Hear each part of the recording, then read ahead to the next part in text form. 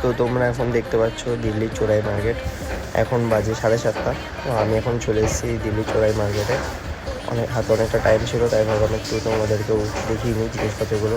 তো আমি একটা সুন্দর পেন পেলাম, তোমরাও দেখতে থাকো। এই পেনটি খুব সুন্দর, আমি একটা পারচেস করে নিয়েছি পেনটি। তো বাদ বাকি দোকানগুলো এখনও খোলেনি, একটু পরে খুলবে। আর আমাকে এই বড় বড় লাগেজ নিয়ে এখনও ঘুরে ঘুরে যেতে হচ্ছে, কারণ রাখার জায়গা আমি পাইনি এখনও, কারণ আমি আমার ডেস্টিনেশনে এখনও পৌঁছাইনি।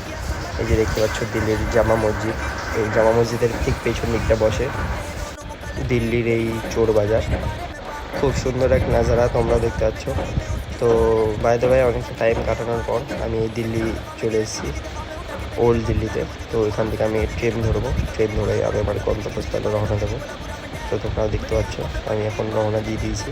ভিডিওটি ভালো লাগলে লাইক, কমেন্ট অ্যান্ড শেয়ার করে দেবে।